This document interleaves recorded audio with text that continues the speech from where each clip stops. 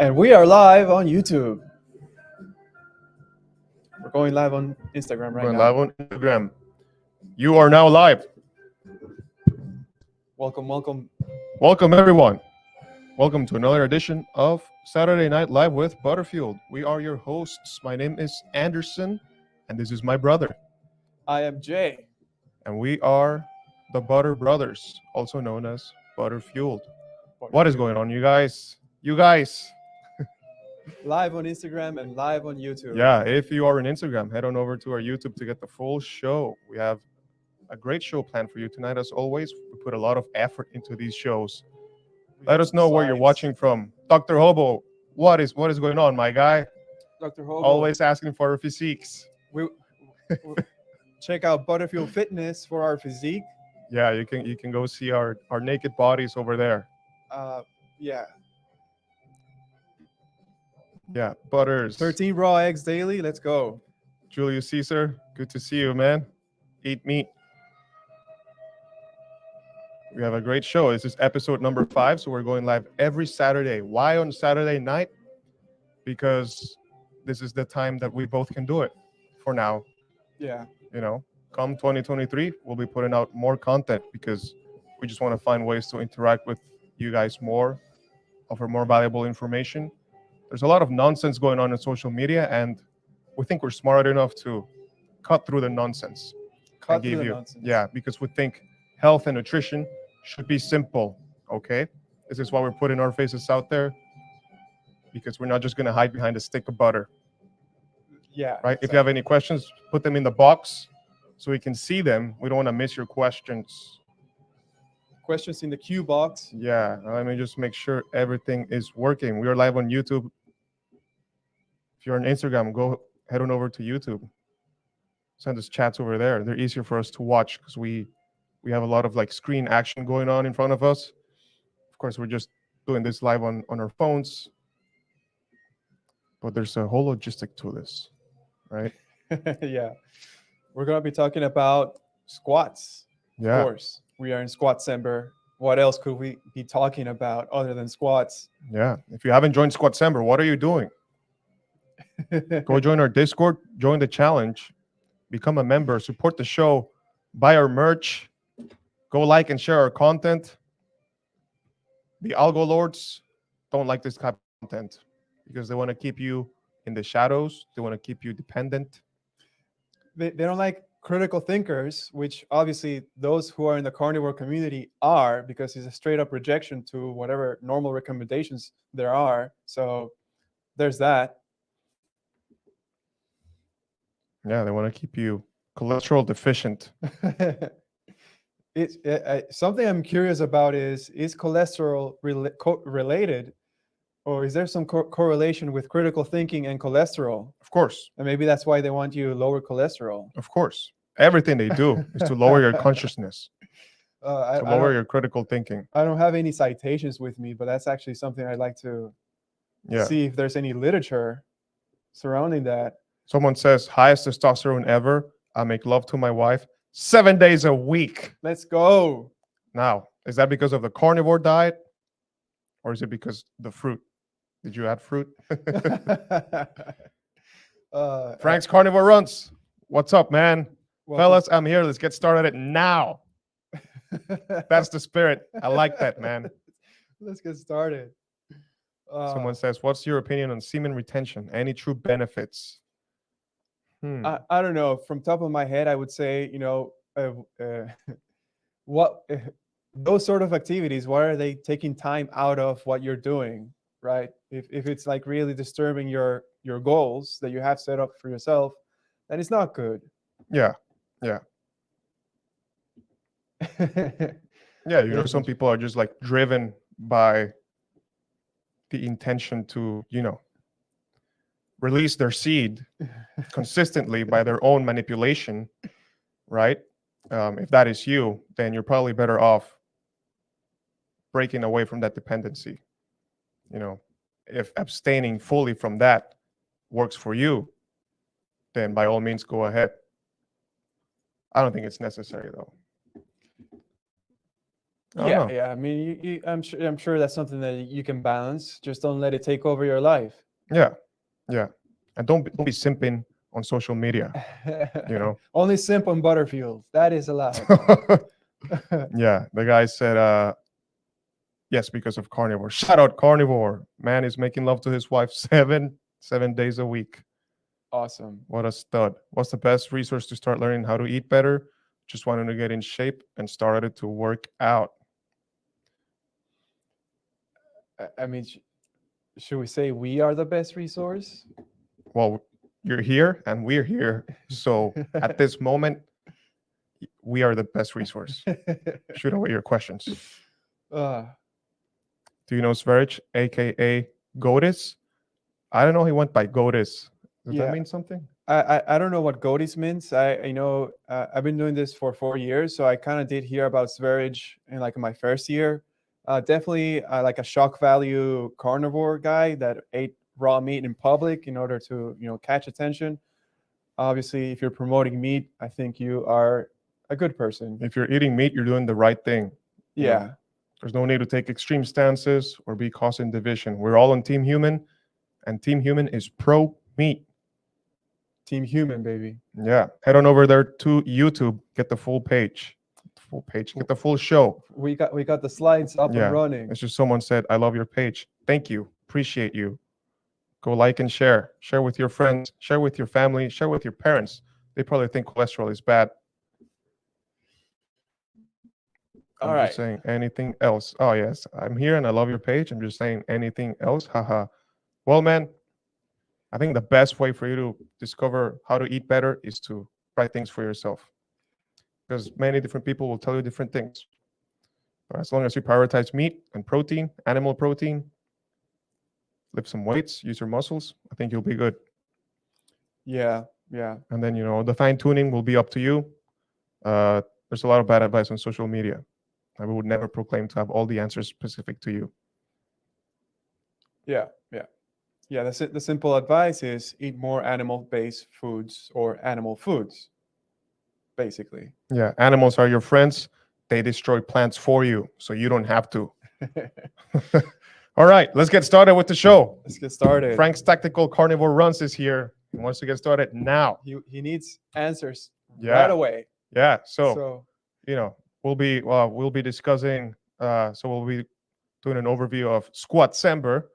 Lots of value being provided by our members who've joined the Discord group. Go join the Discord group. You can find the link in the link tree in the story as well. It's free. We're going to be talking about hidden dangers of fruit and honey. What's up with that? What clogs arteries? And a better alternative than cardio. Some of the members in our Discord have been proposing some theories, and we're going to try them out. We want to hear your thoughts. And then for our members exclusive section, we're doing part 4 of our fat loss series, our fat loss masterclass. Part 4 being sleep. sleep. Yeah. Awesome. Awesome. So we're going to start off with some life updates. Jay, what happened this week? So What are we looking at here? Guys, head on over to YouTube, get the full show. So we went to Pelham Farms, a local Yeah. regenerative farm, and we were able to get 300 eggs from them. We bought 300 eggs So 25 dozens. or 25 dozens because we are egg bulking right now. Basically, the entire week we ate 20 eggs every day without fail. We'll plan to continue doing this for a few more weeks. Yeah. Part of our bulking process, getting stronger at the gym, definitely feeling the difference, more stronger, faster recovery. And on top of that, we also ordered 50 pounds of ground beef from our Triangle S, a farm that we're supporting right now. Yeah. One of our affiliates. Yeah. Head on over to our link tree. You can get 5% off from grass-fed, and it is grain finished, but it's locally sourced, non-GMO grain from Idaho. From Okay. Idaho. Yeah. All humane raised, humane slaughtered beef, Angus beef, highest quality. You can tell the color's different. Now you might be throwing a tantrum over why grain finished. It's for flavor. It's for the marbling. Simple. You You don't have to take extreme stances when it comes to this. Exactly. I'm sure that's going to upset some people, but here we go. Squatsember. So as a reminder, we are on December 17th, and the Squatsember challenge was 50 squats per day at least, or whatever you can do, happening through our private members group in Discord, and you can log your squats on Discord, and we'll show the leaderboard. But we're also doing weekly check-ins. People are not taking advantage of the weekly check-ins, right? It's like you hop on a Zoom call with us and we like talk face to face. Yeah, so every Wednesday we're going live on Zoom with our Discord members. And again, the group is free. You can join right now. Go join right now. Stop watching this. Go join. Yeah. Weekly check-ins every Wednesday, and we have a leaderboard. Everyone's very enthusiastic about the challenge. We're keeping each other accountable. And right now, the first place in the leaderboards has been totally crushing the squats, going way overboard, all to their benefit. Yeah. Yeah. So yeah, number one on the Squatsember challenge is Steel Resolve with 5,600 squats. 5,600 squats in 17 days of December so far. In 17 days of December. Crazy. So she's been averaging like 300, 400 squats per day. Yeah, at least 330 squats per day. Average. Average. Yeah. So what she told us she's doing is she's doing like sets of 25 in between her working sets at the gym. And there's just a really easy way for her to rack up her squat count. And she's been reporting numerous benefits in terms of just like general well-being, physical well-being, recovery, and also gym performance. Yeah. Second place, we have Coastal Carnivore. Shout out to Coastal Carnivore. 3,700 squats. So the first place is leading Coastal Carnivore by, what is that? 900, 1,900, 2,000 squats. Yeah. Third place, Nadia, 2,100 squats. And then you and I are fourth and fifth at 1,400. Guys, head on over to the challenge. If you manage to beat the first place, 5,600 squats, you will get a prize. You might get some merch or maybe some free meat.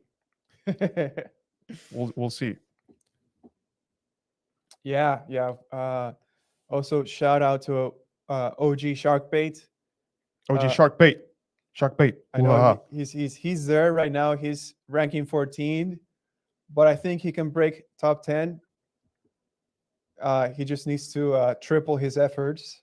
No big deal. You can do it, man. All right. Yeah. Squatsember testimony so far. Many benefits reported, such as improved posture, better recovery between sets, improved stability, and better joint health. That's what we've gathered from everyone who's doing the Squatsember challenge with us. Squatsember, yeah. With at least 50 squats a day. Yeah, just promoting health overall. Improved posture. People are standing up better because of all the squats they're doing, because of Squatsember. Why aren't you doing it? We have a message here from one of our Discord members. She was saying, I got 60 squats more in. Shooting for more tomorrow. I'm seeing a difference in my posture, more straight naturally. Love that about squats. Squats are a natural position, guys. Strengthen your glutes, your quads, your lower back, everything. We're not meant to be sitting on chairs all day. Babies will squat naturally, in perfect form, mind you. Indeed. So, topic of the night, something that has been trending over the past week or 2 weeks, you could say, the hidden dangers of fruit and honey. Yeah. So this is always a very controversial topic, very contentious. People take it very personally. Those who like fruit and honey take it very personally. And those carnivores who completely subscribe to the idea that any sugar is poison, also love to debate this idea. Yeah, it's interesting, right? I mean, if you like something sweet, that's fine. But if you're following a carnivore diet, fruit and honey are not really carnivore, but that's fine too, right? Paul Saladino calls himself more of an animal based, uh, and that includes more fruit and honey. It's actually oddly more fruit and honey than actual meat. So that's interesting. But yeah, so you had on one side you had Dr. Ken Berry talking about the hidden dangers of fruit and honey, Paul Saladino talking about no hidden dangers in fruit and honey. Yeah, so there's been this back and forth from Dr. Ken Berry and Paul Saladino. So I don't know, maybe you guys were watching right now, or did any of you catch their podcast together where they debated, or they had a discussion, about animal based versus keto versus carnivore, and basically, it was carnivore MD Paul Saladino, being an apologist for the fruits and the honey, and Dr. Ken Berry, kind of just telling him he's not really like carnivore or animal based. A funny exchange, It was right? a fun exchange. But Yeah. there's been this back and forth between two of them. So we have here uh, 3 YouTube clips that have been trending within the carnivore space. One is a video from Dr. Ken Berry, Hidden Danger in Fruit and Honey. And then there's a response from Paul Saladino, there are no hidden dangers in fruit and honey. And then there's another video by Professor Bart K, Professor Doctor, something like that. Hidden dangers of fructose. Fructose. So what is all of that about? Is there a danger? What is our perspective? How do we dissect both sides? And how do we come out of it as an informed consumer? It is not our intention to take any extreme stances, but just give you more nuanced information. Of course, we're both carnivores. Yeah. We have a bias, We do but have a bias. but we'll get into that.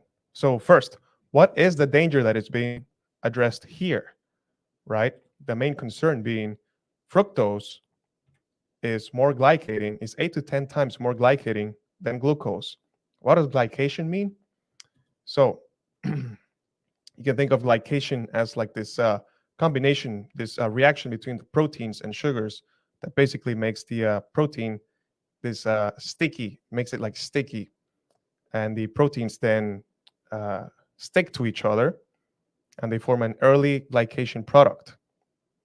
Once this has gone on for too long, it turns into an advanced glycated end product. Okay, so we're dealing with glycated products, which is basically like, you can just think, sugar is this sticky substance, and then it coats the proteins, and then the proteins become sticky. Like if you like spilled some honey on your kitchen counter, it would stay sticky if you don't clean it up. So you kind of imagine all that glucose in your bloodstream kind of doing the same thing to your proteins and tissues. Okay, I'm trying to explain this in a very simplified way. Yeah. Okay, because Yeah. it's I like it. yeah. And so that is a threat. So high blood glucose, high blood pressure will cause this damage, will cause all this stickiness in your bloodstream, and this causes a host of issues. And then, so how do you measure this? How do you know if you should be worried, if you should be concerned over your sugar consumption? Well, this is part of the discussion that Dr. Ken Berry and Paul Saladino raised. Do the HbA1c test. So the HbA1c being a measure of your average blood glucose over, what is it, like the last 14 days. So that'll give you like an insight, like a measurement, a metric to look into what the average blood glucose has been. Yeah. It's the HbA1c. Yeah. It does give you the average blood glucose. I think Mhm. it's a little bit more long term. I want to say up to 6 months, but I may be wrong on Something that. like that. Yeah. Maybe. Yeah. Yeah. And so one of the points that Dr. Ken Berry raised in his video is that the HbA1c test is very specific to measuring the glycation from glucose, right? So then the concern becomes, you take the HbA1c test, you have a low number, so then you think, well, I don't have to worry about HbA1c. I don't have to worry about my blood glucose. I can continue eating all the fruit and honey. But his argument is HbA1c is very specific to measuring blood glucose, not to the glycation that occurs from the blood glucose, not that of fructose, right? Yeah, that's the main difference, Yeah, right? Glucose versus fructose. yeah. And so there you see the limitation in this measurement.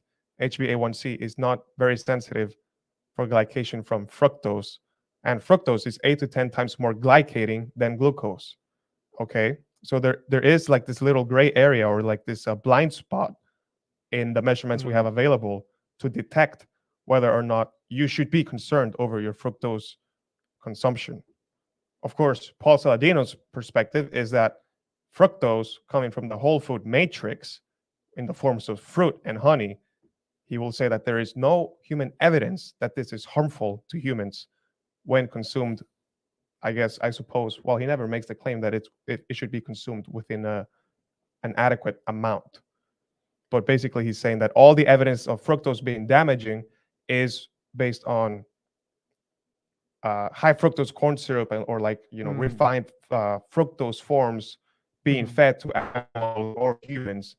It argues that this is different from the whole food form matrix, right? Yeah. And then Yeah. on the other side, they'll argue sugar is sugar is sugar, Yeah. right? Yeah. So what do we do about that? Yeah. So that, that's the subject that Dr. Kenberry introduced about not being able to measure that glycation from fructose. It kind of leaves it to be as to uh, you don't know what's the impact, or you know Yeah, it's more glycating, but it doesn't seem like there's a way to measure it, right? That's why it's being called the hidden danger. hmm, But the flip side, as you said, is if it's coming from a real food, whole food, perhaps it's not. But I wasn't really convinced on how strongly the case was being presented for fructose not being uh, a concern, because still you're still using, I think Paul Saladino was still using HbA1c right. as a measurement for glucose levels, uh, which doesn't really address the point of fructose being the problem in your blood. Correct. Um, so that spot is still there. Yeah, That yeah. In his video, I guess he didn't really address that point, or that limitation in the nature of the measurement, yeah, right? Which means, as far as I'm concerned, it's a potential threat, right? yeah, It's a yeah, gray area that we don't really know. There's no real way of measuring it, or like having some data point to know whether or not you should be concerned over your fructose consumption.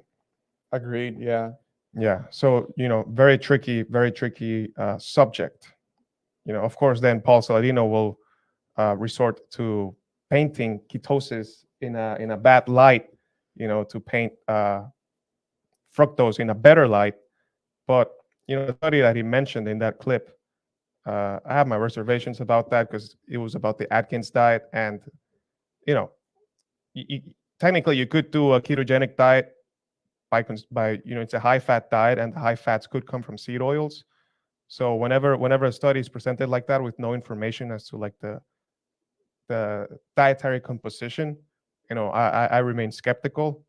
Um, in his video, Bart K proposes that, well, maybe the what is it, the concerning effects of the ketogenic diet in regards to, what's the name of that molecule, the the ketones, or the are you talking about the ketones themselves, no, no, or the glycated product. hmm. I forgot the name. Oh, the HMO or something like that. the compound or something like that. Yeah, man, I'm missing the word right now. But in any case, he said it might have a hormetic effect, and that might be that brings along with it the benefits of ketosis. So Yeah, you know, and Frank says fruit and honey is like talking about politics. Thank you for the badge, Frank. Shout out to you. yeah, thank you for the Appreciate you, badge. man. Appreciate it. Yeah. Thank you, Frank. All right. So now let's dissect this. Okay. So we gave you both perspectives. Go to the next slide. Yeah, so this is just an example of what glycation really means. So glycation, it's very closely related to the aging process. So we have here an image of uh, skin tissue, made out of collagen. When the skin tissue becomes glycated, that's when the elasticity of the tissues gets lost, because you can just visualize it as like the proteins are becoming sticky and like gluing onto each other, making them rigid, less elastic, which leads to wrinkles and sort of like these the tissue becoming rigid, right? So in this image, that's what we have here displayed. Yeah. Um, Collagen bonds with toxic sugar, aged skin. So you can see it looks more dry. Um, yeah, a bit more, but yeah, very dry and yeah, crackly. yeah. Cheyenne, yeah, we answer the Q&A at the end. We have we go over a presentation first. Bah. Yeah.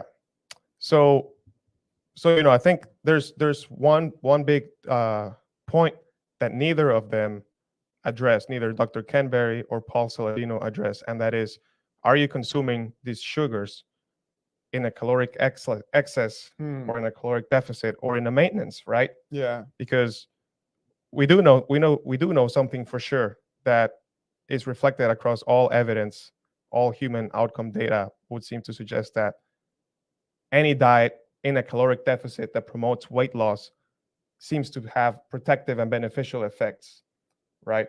Yeah. Yeah. Similar to those of fasting, right? So much so that they say that the benefits of fasting are because of the caloric restriction itself, Yeah. right? And you can get the same benefits from a mild caloric deficit over a sustained caloric deficit over a long enough period of time that produces the weight loss.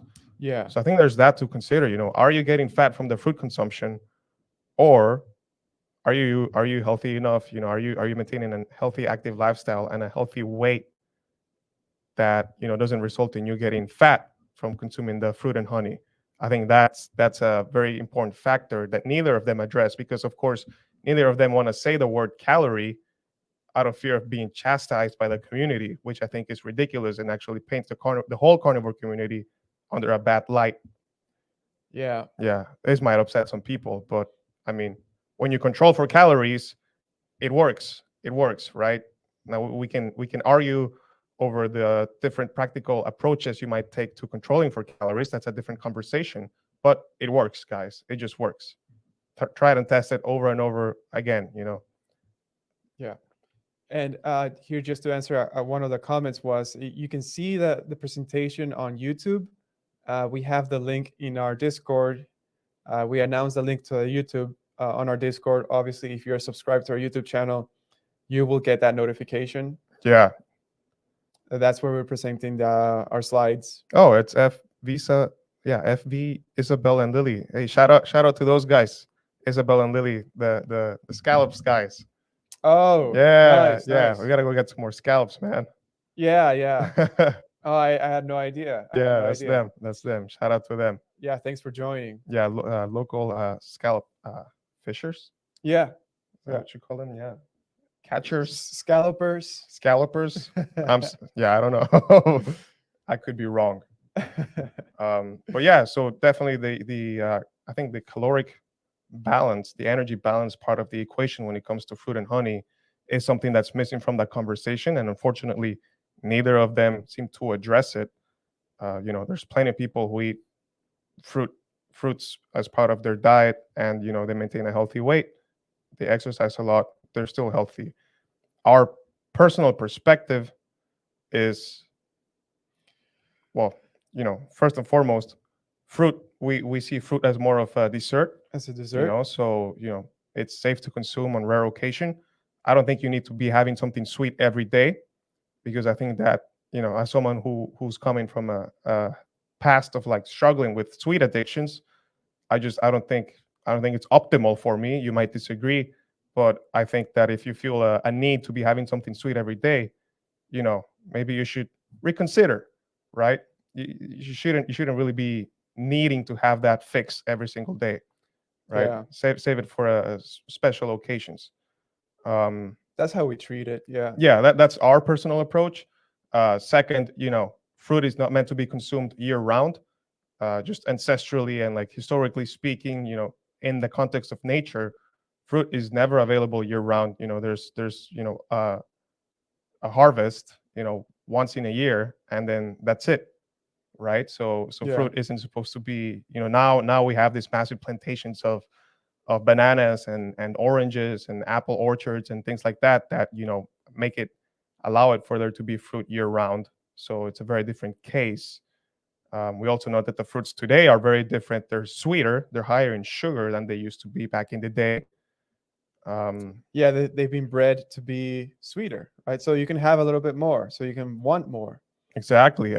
And they're less nutrient dense than they were before as a result from, you know, uh, the use of like agrochemicals basically Yeah, and the yeah. depleted soils. Topsoil erosion. Mm-hmm. What else?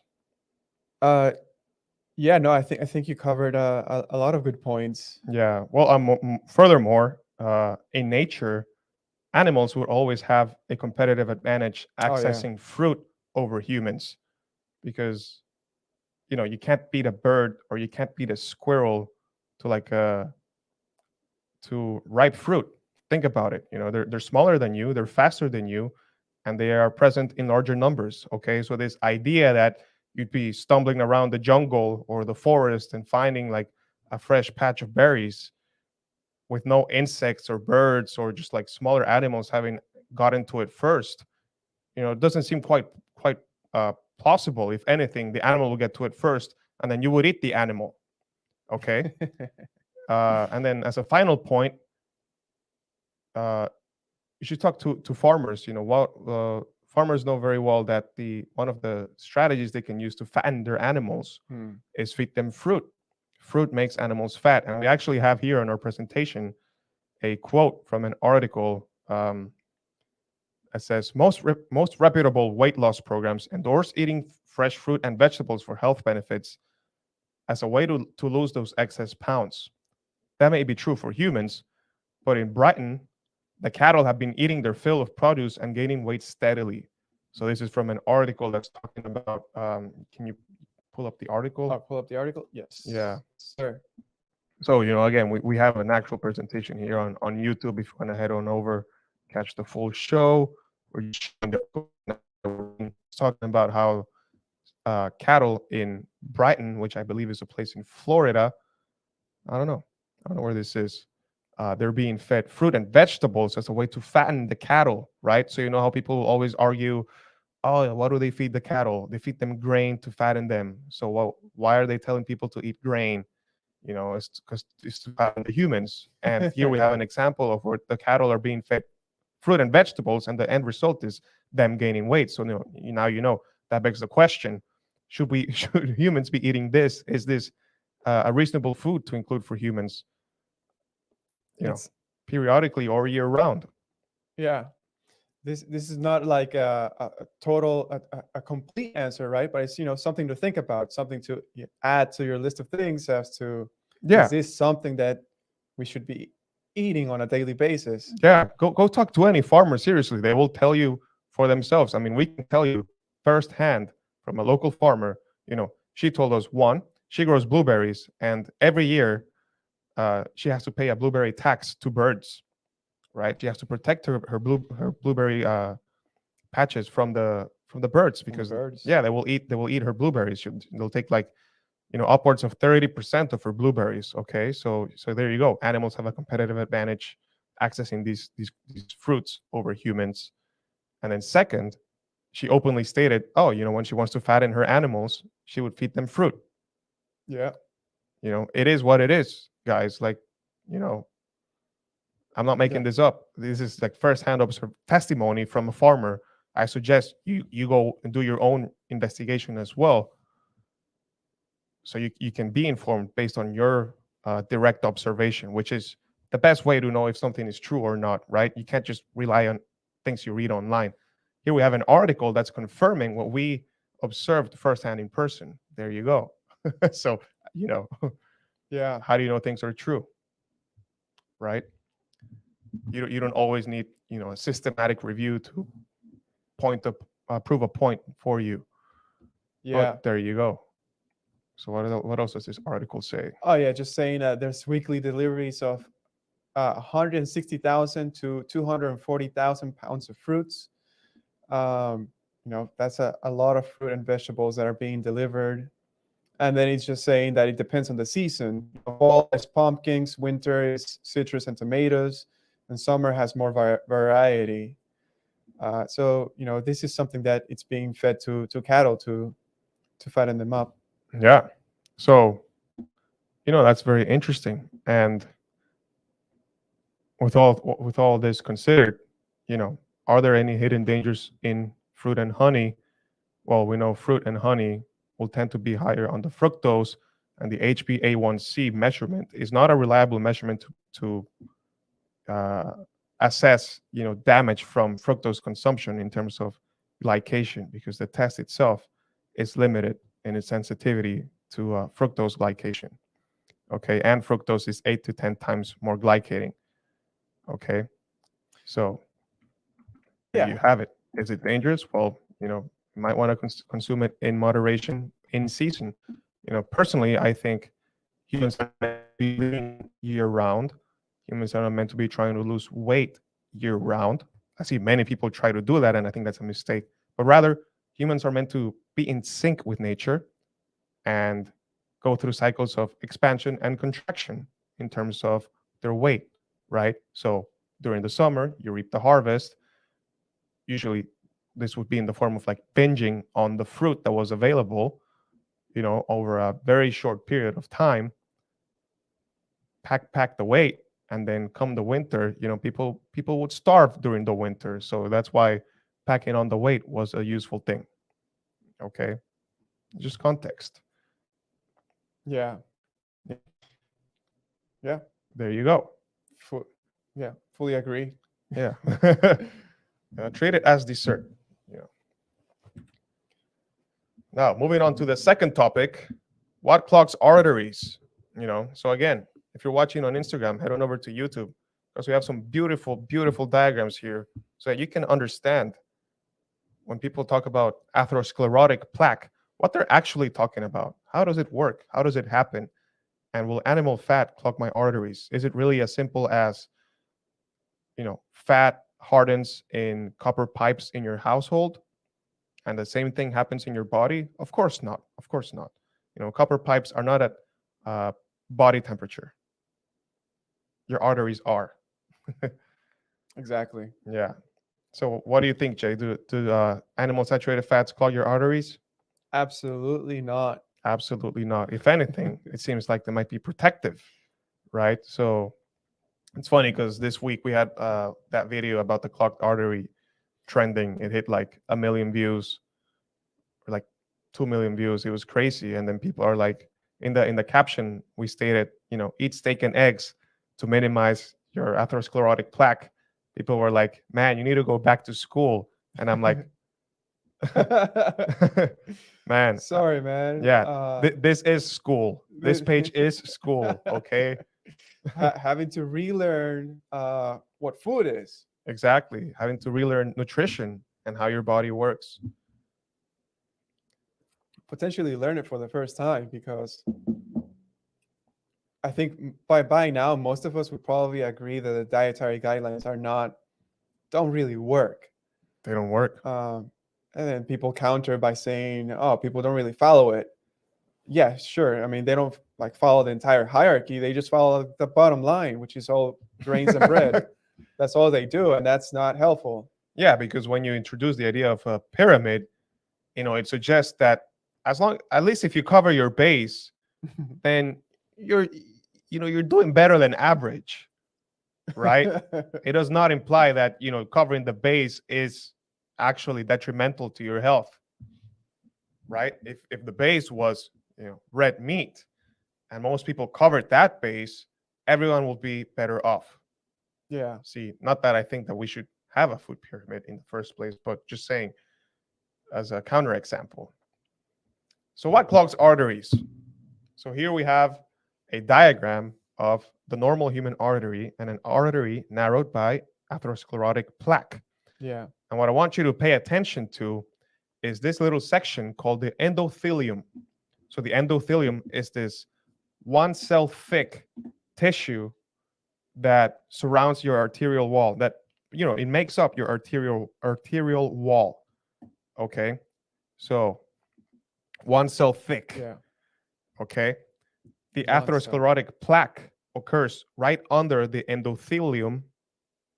Right, the endothelium, it happens under this wall, this one cell thick tissue wall that surrounds your artery.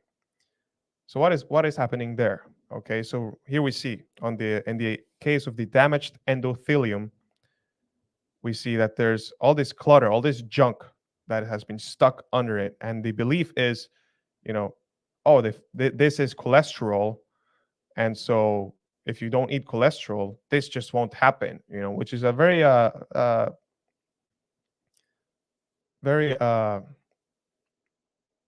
nonsensical way to approach it. I mean, yes, there is cholesterol there, but there is more to the story. What caused the cholesterol to go there? In the diagram, we see there's macrophages that transformed into foam cells. Okay, so it's not just cholesterol. There's other stuff going on here, right? There's lipids and calcium and cellular debris all under the endothelial wall. Okay, so it's not just cholesterol. Okay, cholesterol is that's like blaming the ambulance at the accident scene and saying that the ambulance caused an accident. Okay, cholesterol is Yeah. present, but it is not the causative factor of this plaque building up under the endothelium. Okay, now we can go over to the next slide. This diagram provides a more in-depth analysis of what is actually going on. So, again, we have the endothelial cells, the one cell thick tissue that surrounds the arterial walls, that makes up the arterial walls, and we have this clutter all under the endothelium. But I want you to pay attention to the LDLC particles, which start outside of the endothelial cell, and then they seem to go under it, and it's labeled as oxidized LDLC. Okay, then the macrophages eat up the oxidized LDLC, and they form a foam cell. These foam cells then burst, causing the release of all this LDLC, this oxidized LDLC, which contains cholesterol, right? Just being accumulated and dumped right under the arterial walls, causing these dead foam cells. Okay, so you see all this clutter, all this junk is building up right under the endothelial wall, and this progresses long enough, then you get a clogged artery, and that's when you get risk of heart stroke, a myocardial infarction, which is just a fancy way of saying heart attack, so on and so forth. Heart disease. Okay.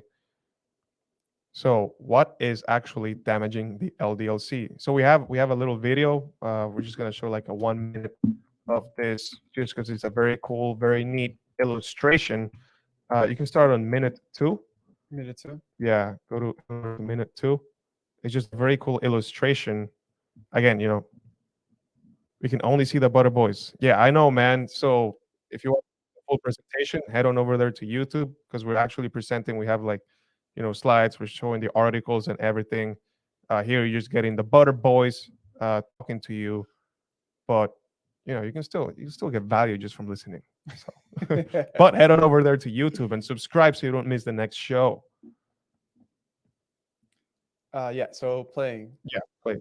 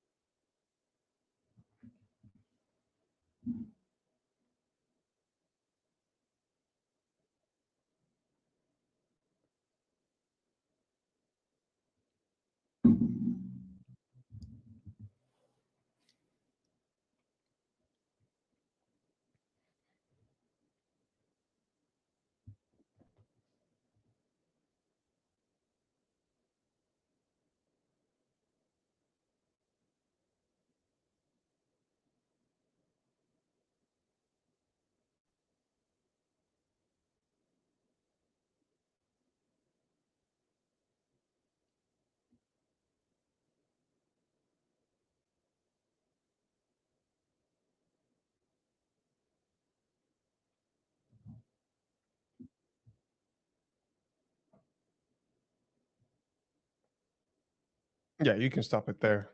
Yeah. So for the ones watching on Instagram, this just showed a diagram. It's an animation of, again, you have the endothelium, your one cell thick tissue that lines your arteries. So the endothelium becomes damaged, right? What damages the endothelium? High blood glucose, high blood pressure, and reactive oxidative species. What is a reactive oxidative species? So like, you know uh, byproducts of consuming things like seed oils. So when you Mm. consume seed oils have been reheated over and over again, you get things like aldehydes like 4-HNE and acrolein and all these other toxic byproducts of just like the repeated reheating of the polyunsaturated fatty acids that your body doesn't recognize. And when your body doesn't recognize these compounds that enter your bloodstream, they cause damage. So they damage your endothelium, right? They will damage your gut, okay, right? So leaky gut, everyone, the term that, evidence-based practitioners love to hate on. But the point here is they damage your endothelium and they will damage your LDLs, causing oxidized LDL. And then since your liver can't clear the oxidized LDL, the white blood cells, so your immune response will eat up the oxidized LDLs. The macrophages, your white blood cells, macrophages will eat up the oxidized LDLCs and then bury them under your endothelium because they have nowhere else to shuttle it, right? Your liver won't recognize it because it's damaged. So it has nowhere else to shuttle it. It just hides it away, out of sight, out of mind until it's too late. Because the more this goes on for, and the more you don't change your diet, you're not trying to, eat better. You're avoiding the saturated animal fats that are rich in fat soluble vitamins A, retinol, D3, E, and K2, right? These are all antioxidants as well. Animal meats high in zinc and selenium, and, rich in antioxidant properties, glutathione, all these things that reverse these damages. Um, it creates a positive feedback loop where the junk under your endothelium just keeps on building up, building up, building up, and then boom, you burst. You have a heart attack, or you might have other issues. If you're coupling this with like glycation of your tissues, just from the high blood sugar and the high fructose, then that's when you get like diabetics who have to get amputated. They get their feet amputated, their toes, sometimes their knees, sometimes their whole legs. Man, it's pretty crazy stuff. Pretty crazy stuff. But anyways, if you missed it on if you're on Instagram and you missed it, you can always catch this on our YouTube.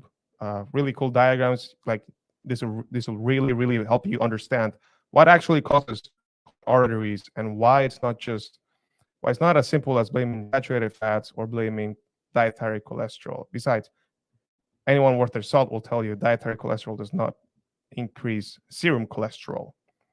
So anyone who's telling you so is lying. Yeah. What I like about this is that it highlights oxidized LDLC, right? Correct. It's not just straight up LDLC, it's oxidized. And you can look at that by looking at the particle count. That's right. That's right. So it's more specific as to what's causing the damage, or what's happening, actually, not causing it, what's happening. Hmm. Because obviously what causes it are, as you stated, seed oils, um, High blood glucose, high high blood blood glucose, pressure. high blood pressure. Being overweight, it makes you more prone to having high blood pressure. Yeah. Just like vasoconstriction of the arteries and so on and so forth. And it's interesting. Clogged arteries, you never get clogged veins. You only get clogged arteries because the arterial system is at a higher blood pressure than the veins. However, LDL travels in both systems. So how are there no clogged veins? Right? Very Just more interesting. food for thought. Yeah. Okay, more food for thought. If LDL causes clogged arteries, why are there no clogged veins? There must be some pressure element, Yes, and obviously, uh, just don't have oxidized LDLC. correct, correct. I remember LDL, or low density lipoproteins, are like little FedEx trucks or boats that transport fatty acids to your tissues. and fat soluble vitamins as well, and cholesterol. Cholesterol to and from your tissues, because your cells, your cell membranes are made from that, and your tissues need it to synthesize steroid hormones, testosterone, and androgens, and so on and so forth. Um, that is one of the reasons why when you do a low carbohydrate diet, your LDL goes up, because you're mobilizing more fatty acids, and so it should go up because you want that energy available. Okay, if you're eating carbohydrates, then you're relying more on your blood glucose for energy, so your LDL is going to go down. It's as simple as that. It's about energy. It's not about risk of um, LDL being a risk indicator for heart disease. Someone says organism. Right. Cool, cool. But yeah, Uh, yeah. all right. All right. So, For the final topic. Oh, it's not moving. It's supposed to be a GIF. oh, it really is supposed to move. GIF or GIF? GIF or GIF, both. The GIF GIF. GIF GIF. What do you guys think? The ones who are watching. So, anyways, inspired from the Squat Sember challenge, by one of the members who's doing the challenge, the one who's doing like 330 squats per day on average, she has been adding sets of 25 in between her working sets at the gym. So she's also working out, and she's adding these squat sets during her rest periods. Just 25 squats at once. Nothing too crazy. And so we actually tried to do that in our workouts. Um, and it was a pretty interesting experience, because one of the benefits she reported was that, like, when she was working her upper body and adding the squats during her rest period, she actually felt like she was drawing the blood away from her upper body, allowing her to have more endurance in the Yeah. next set, right? To recover more. Recover faster. Yeah. For her next set. For her Yeah. next set, which is pretty interesting. And I suppose just getting that blood flowing all over your body must have some sort of benefit in helping. Getting rid of the the lactic acid, Yeah. or Yeah. mainly lactic acid and whatever byproducts that happen during the anaerobic workout. Yeah. So I guess, like, helping drain the muscles that you're working out. Provided you're not like squatting and then doing squats in your rest period, which we did, and that was pretty brutal. That was pretty brutal. Yeah. So yeah, no, it was pretty cool, because say you're doing a bench workout and then you start squatting in between your bench sets. It seems that you feel a little bit more refreshed on your upper body, so it allows you to push yourself a little bit more, as if you were just sitting down. And I think the reason that we think that may be the case is because you're just letting the blood flow more, not letting stagnate in the muscle. So yeah, you're oxygenating yourself fully by working out the legs when you're doing your upper body. So I thought it was pretty cool, and it was pretty challenging. It kept our heart rate up the whole time. Our heart rate didn't really drop that much, so we actually broke a sweat when we were doing. We're basically training for strength right now, doing 5x5s. So mainly focusing on strength. So that's not really like a cardio intensive, or like it's just quick 5 reps, maximum strength, which is not meant to kind of exhaust you. It's just strength output mainly. But it felt pretty good. I think it added to my strength instead of taking away and making me more tired. Yeah. And I think it's also a good way to just work on your like your cardiovascular pulmonary capacity, because by the end of the workout, like, I was pretty out of breath. Like, it just felt like nonstop. Like, the whole workout from start to finish was just nonstop. And we're not saying every workout should be like this, or you should try to do this every workout, but I think it's a fun thing to try out. A fun thing to try out as an alternative to cardio because, well, we're not the biggest fans of cardio. We're not fans of cardio at all. Uh, the idea of just like doing whatever, like elliptical or walking on a treadmill or just walking outside. We like to walk. We'll get our steps in, but it was much more stimulating and intense to be adding these sets of 25 squats in between the working sets, keeping our heart rate up, and then by the end feeling like we really pushed ourselves in our lifts with no rest in between, right? So it's Yeah. gonna it's a cool thing for you to try out.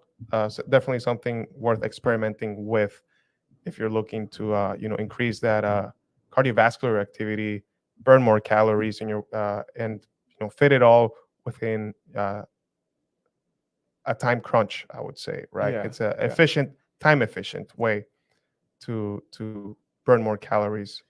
Yeah. So what I guess what we're recommending here. So if you don't like doing cardio like we do, or don't want to spend those extra 30 minutes on top of your lifting session, what you can do is you do your lifting session, and once you finish your set, uh, instead of sitting down and resting, you can just do 25 squats, catch your breath, and then stretch your legs a little bit, and then do your second set, and then just kind of repeat that throughout the entire workout program. You realize you stay active the entire session, and you're kind of compressing your cardio session in this workout session. Hmm. Uh, so it's a good way to stay active and kind of maximize your time without really taking away from your workout, unless you're doing legs. It's making your legs day harder, but your legs can take Your it. legs can take it. Yeah. If a body part can take it, it's definitely the legs. Definitely the legs. Yeah. So someone asks, what's the purpose of alternating days, upper versus lower body? Seems like we need all the blood flow. So that's a good question. So basically, what's the purpose of alternating days? Of having a split is what she's asking. And Oh yeah. yeah, and well, the purpose of that is focusing on the upper or focusing on one specific section allows you to push that section further than if you're doing like a whole body workout. Okay, so I suppose you're adding more volume to the upper body specific parts, for example, versus distributing the volume across your whole body. Okay.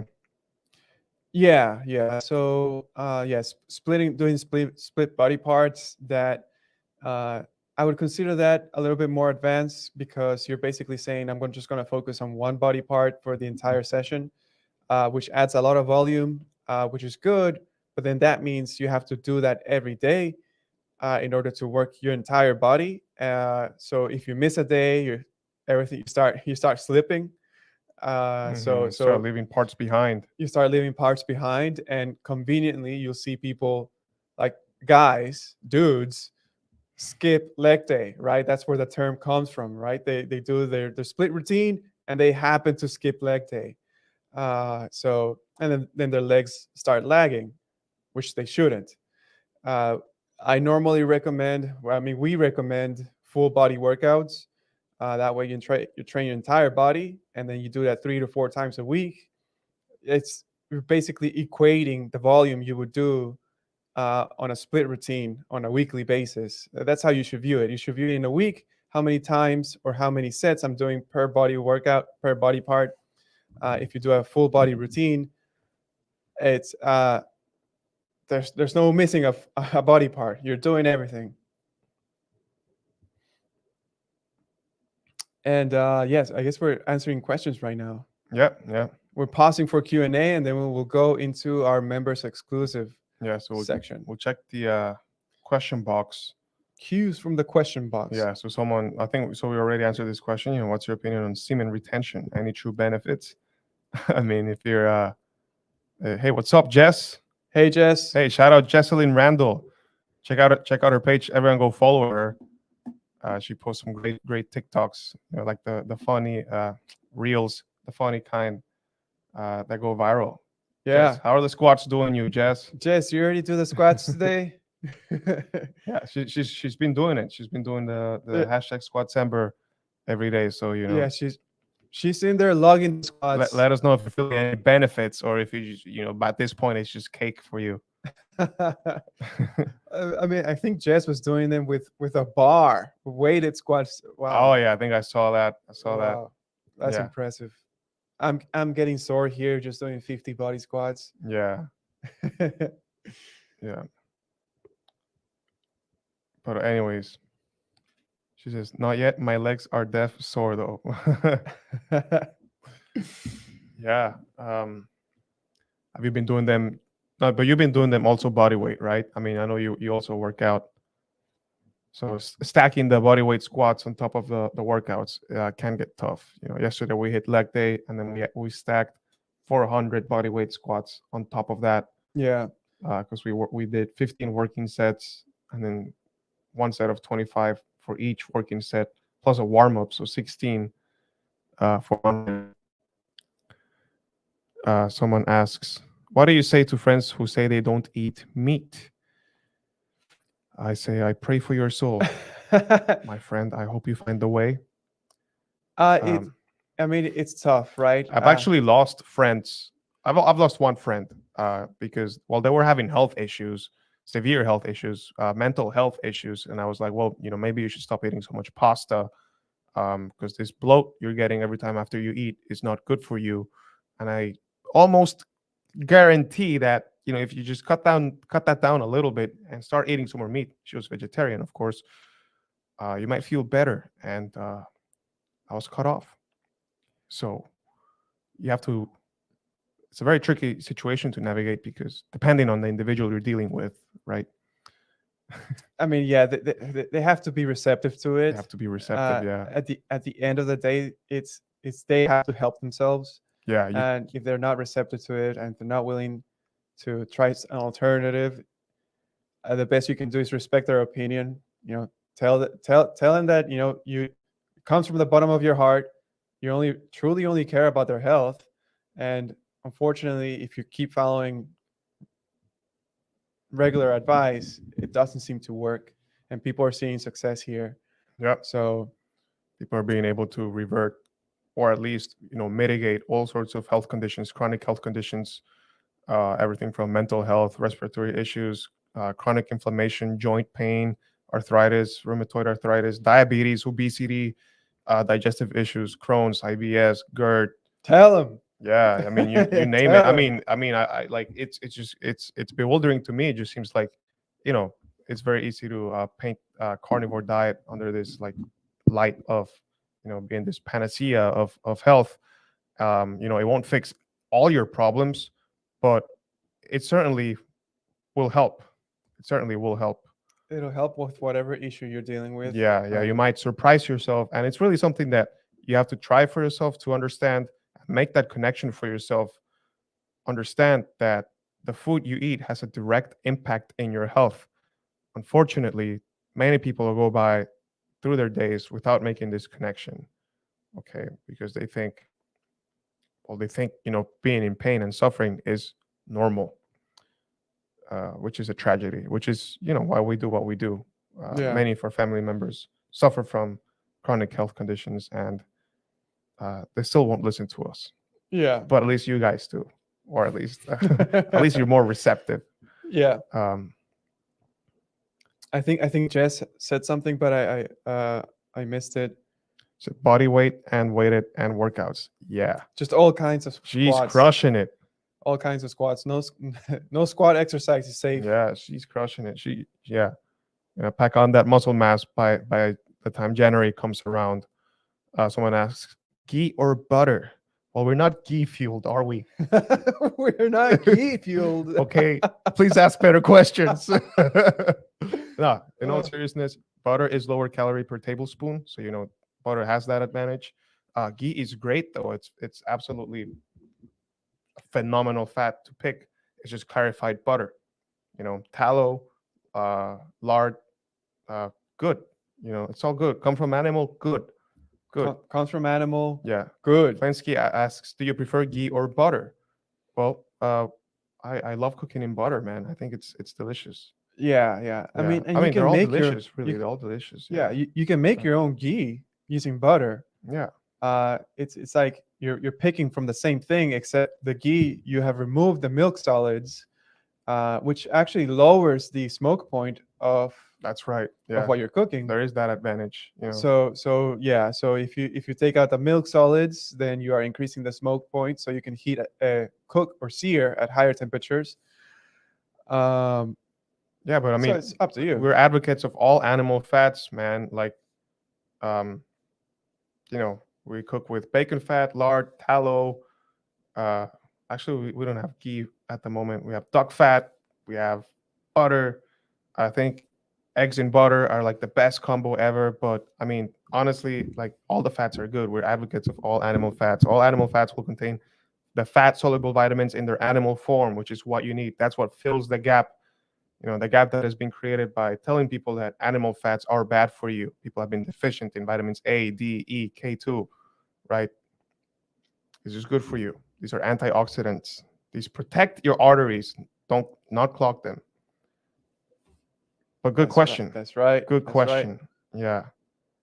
Um, Says thanks for a response. Treading lightly, trying to just lead by example. Hope they notice I'm thriving. That's right. The best thing you can do is lead by example. Be a role model. Yeah, be a role Yes. model. And then because the results will speak for themselves, right? And that's really what's helped this movement gain momentum is the testimonies, the stories, the people sharing their stories, right? It's not the PhD coming saying like, oh, there's this new study that shows people who do carnivore diets are fixing all sorts of health issues, and now the Harvard Medical School approves of the carnivore diet. That is not what's going on. It's not the CDC just came out with the study saying carnivore diets are good for you. That is not what's going on. It's people sharing their stories, people hearing the stories, looking for ways to improve their health. Going against the mainstream narrative.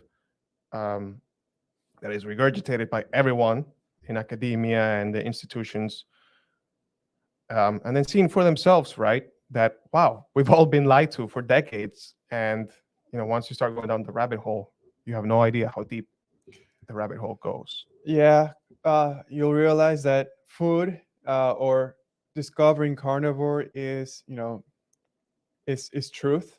It's that the truth that humans are meant to thrive on. And then once you discover this truth, you suddenly realize that you can see through many other things. So it'll transfer over to other things in your life. You'll look at things with more clearer eyes. Yeah, question everything. Question everything. uh, So yeah, I mean, you have to fight for your own truth, and we fought for what's the best food for us, and many people are realizing this. yeah, someone asked, is tofu good for your body? Uh, uh, Tofu is a plant food. yeah, it's made from soy. It's actually a very one of the poorest forms of protein for your body, as according to the DIAAS score, the digestible indispensable amino acid score, which rates the Beast. absorbability of dietary proteins. Right, so not all proteins are created the same. Um, you know, Protein from dairy products seems to be the most absorbable, digestible kinds, and then of course animal meats, and then the best plant protein is soy. Um, Soy protein isolate, so not even like soybean or tofu.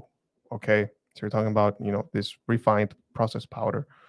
Um, there's nothing good to say about tofu though. Is it good? I mean, relative to starving, yes. Although I'd rather fast, really.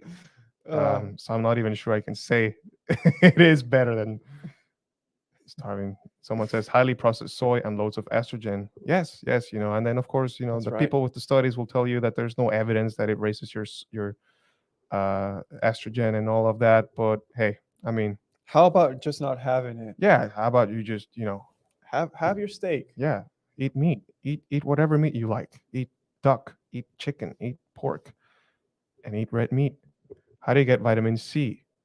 Um, So there must be trace amounts of vitamin C in muscle meats. There is in organs, but there must be also in muscle meats because I think it's been tested about muscle meat and vitamin C, but it's just not measured, right? So you look Yeah, at nutrition labels, and there's no vitamin C there. I think we should. I think they just assumed there's no vitamin C, so they just put a Yeah, zero on the nutrition facts. yeah, But then again, the reason you're asking that question is because you're concerned you might get scurvy on a carnivore diet when you're not eating any plant foods. And there is no instances of scurvy in people who are doing a carnivore diet, because so long as you're eating fresh meat, it seems like you're getting enough vitamin C at least, and also your requirements for vitamin C decrease significantly when you're not consuming dietary glucose or dietary carbohydrates, because as it turns out, glucose will compete for uptake in your cells with vitamin C, as the two molecules are very similar to each other. Okay, yeah, so if you're not eating carbs, then your requirements for vitamin C are significantly lower. That being said, if you're concerned about vitamin C, then I really think that there is very little to no harm. I mean, there's no harm in like adding some lemon or lime juice to your water or something like that. If all you're eating is meat, salt, and water, then maybe adding like half a lemon or lime to your water with some salt. Like it's just something okay, and I'd rather look to food before you turn to like a vitamin C tablet or supplement with 1,000 milligrams of emergency, thinking that I'm supplementing my carnivore diet. The whole point is turn to food before pills. So if you're concerned about that, then that would be my suggestion. Do you need that? Certainly there's many instances of people who don't need that, right? yeah. Yeah.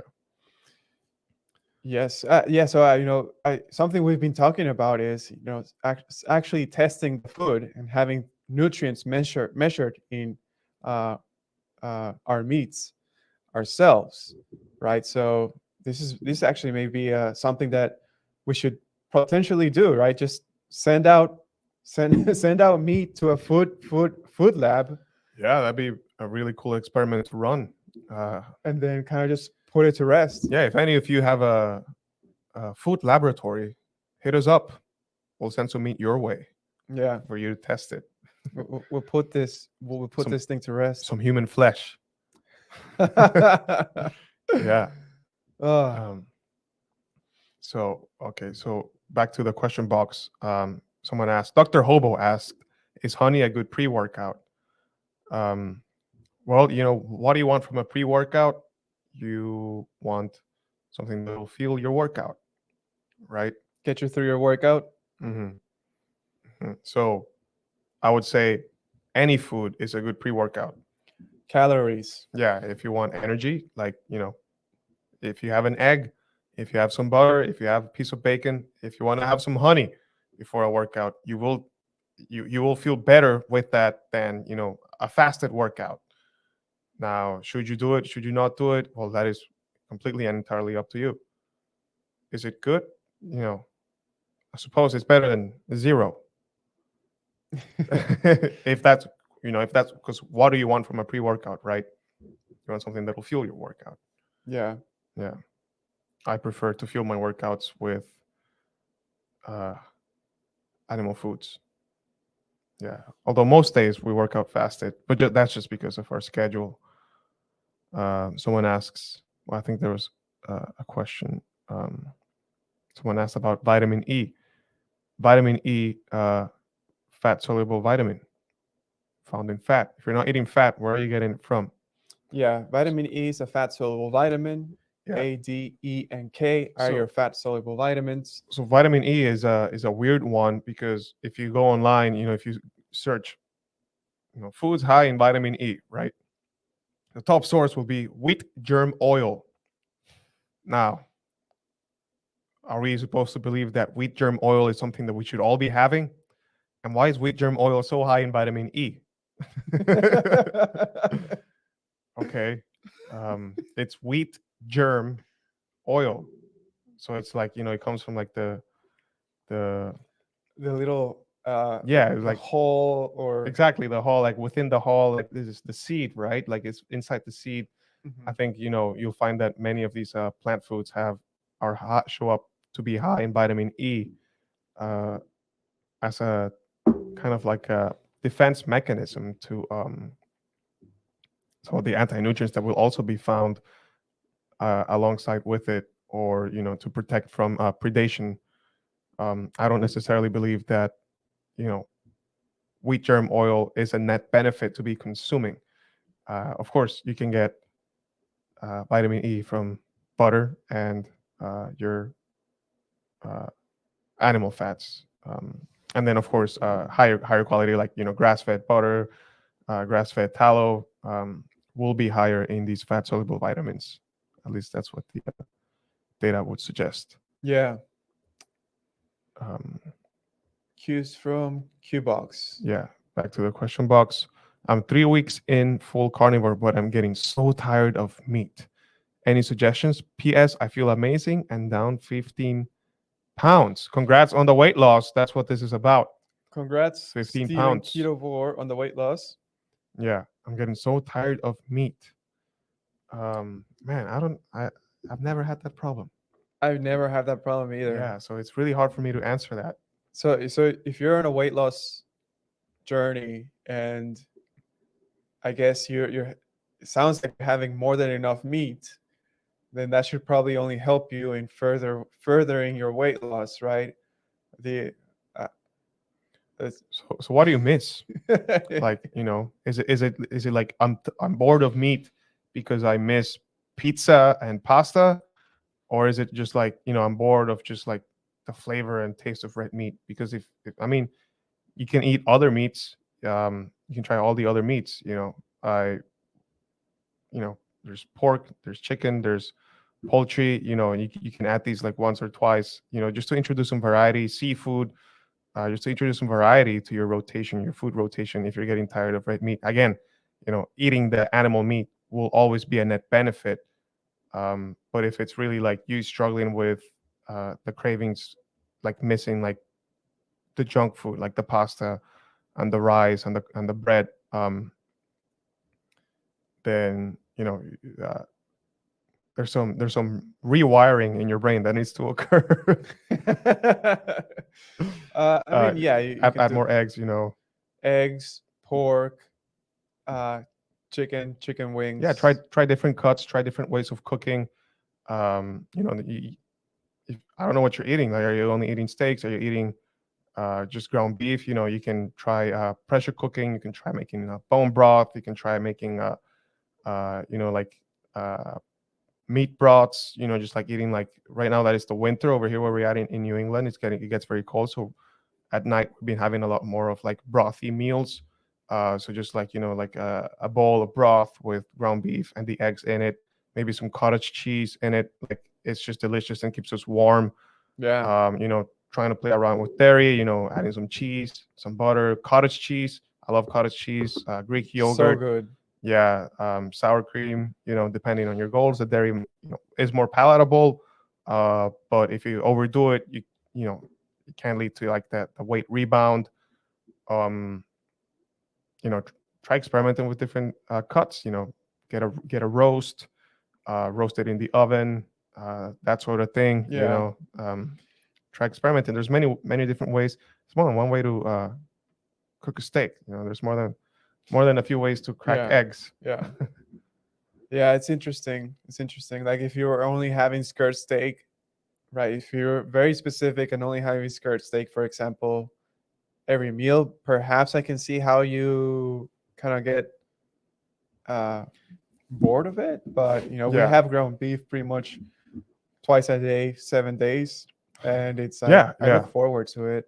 yeah. I mean, I look forward to every meal, but also like the whole point of it is that you make your nutrition simple, and so you have to stress less about your food and then focus on other things also, right?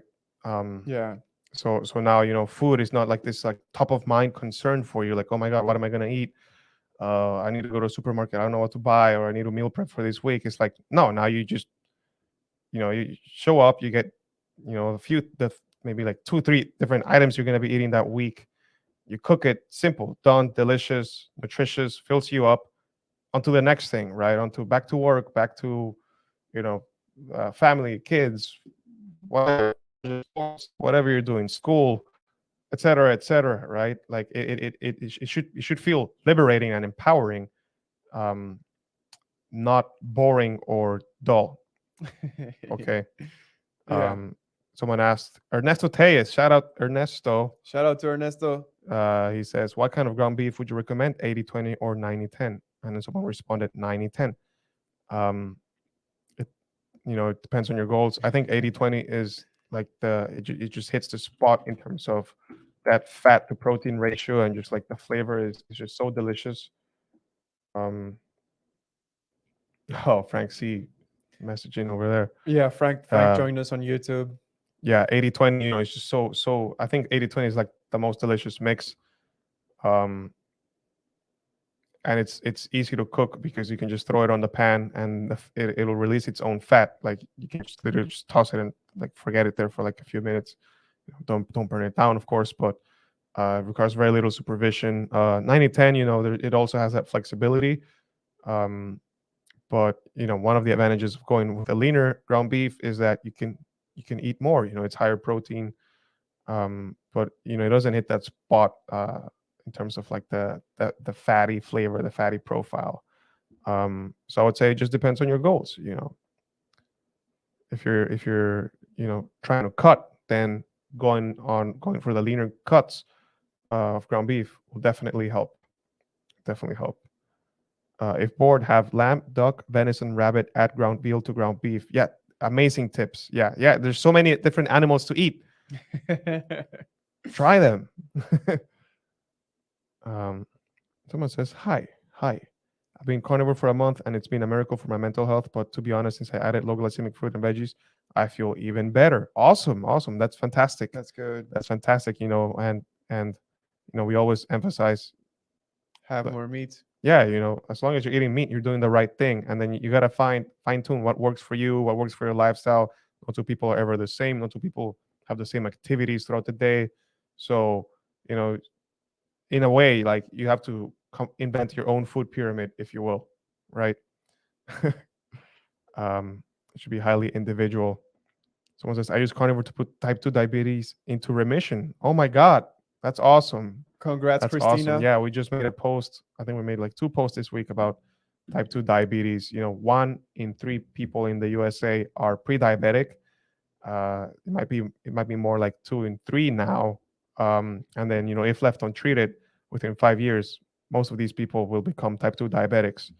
Okay, and that type 2 diabetes, I think like 90 or 95 cases of diabetes are type 2 diabetes. And if left untreated, people will be dependent and reliant on the metformin, and then sooner or later the insulin, and then sooner or later they're going to have to get their limbs amputated because of the glycated end products that cut blood flow to your toes and your legs. And it's not good. um, it's not good. And it's completely treatable, right? It's completely fixable if caught sooner. Yeah. I mean, remind me, chat. Was type 2 diabetes something that you could reverse? Was it? Right? Let's think back about it a few years ago. Yeah, Christina, if you wouldn't mind sharing your story, we'd like to hear about it. If that sounds like something you'd be interested in, feel free to send us a DM and we'll reach out. We'd love to hear about your perspective, your story, how you used carnivore to put type 2 diabetes into remission. And hopefully use your story so that someone out there with type 2 diabetes can also listen to that and feel support and encouraged to take a risk. Take a risk outside of what is conventional. Step outside the conventional box to take care of their health. Yeah. No pressure. Oh, here Frank says he had ground yak last week and it was pretty good. Had a buttery taste to it. Ground yak. Ground yak. That sounds funny. That sounds a little bit. Yak. Yes. I want to try it. I don't think I've had it. Man, I would try All animals. any animal. Oh, literally all of them. yeah. Like even the ones that are forbidden. If Yeah. I was in the right context. Yeah. Someone says, what is the best oil for cooking so it's less hazardous? Animal fats will be your friends. Beef tallow. Yeah, beef tallow. Beef tallow is pretty good for high temperature cooking. So yeah, FYI, in our videos, you probably see this like clear oil sizzling. It's beef tallow. It's not seed oil. So I don't know why people think it's seed oils. I mean, come on. Yeah, yeah. Our eggs will usually cook almost exclusively. We'll cook our eggs in butter just because I think It works great. it's such a good combo, like buttery eggs. My God. Um, but yeah. Anyways, I think we've gone on for too long. If you guys have any more questions, you can. What last call on questions Yeah. before we move on Speak to now. members Speak exclusive? now. What's the saying? Speak now or Or forever hold your peace. forever hold your silence.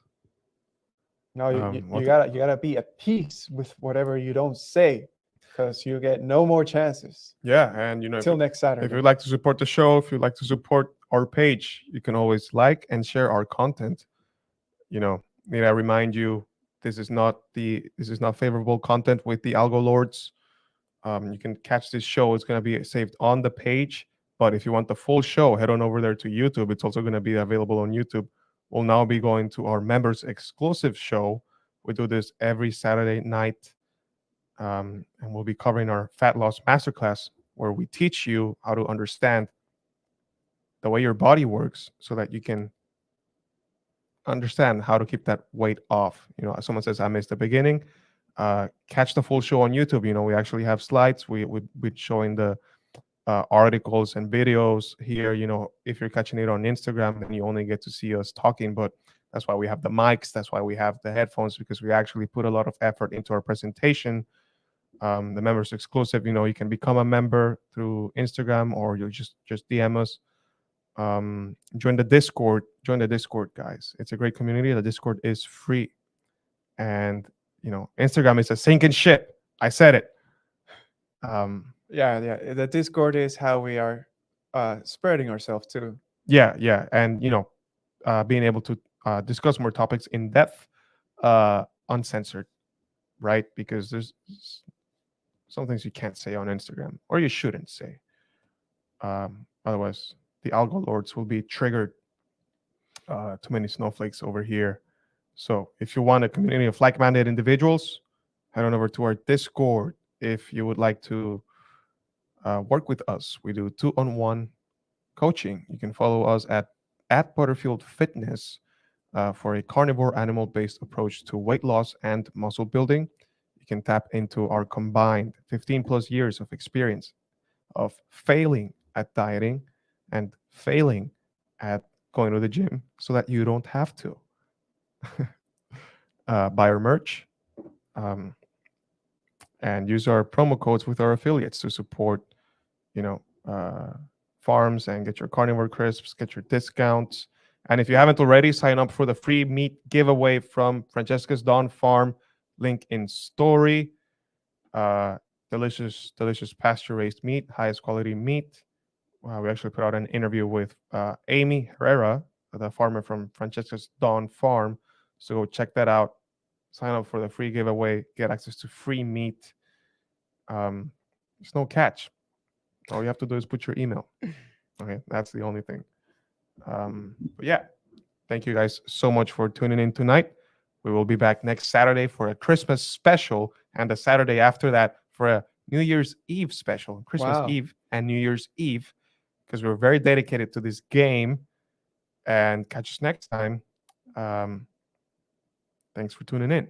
Thank you, everyone. Really appreciate it. Yeah, thank you. Have a good night and eat meat.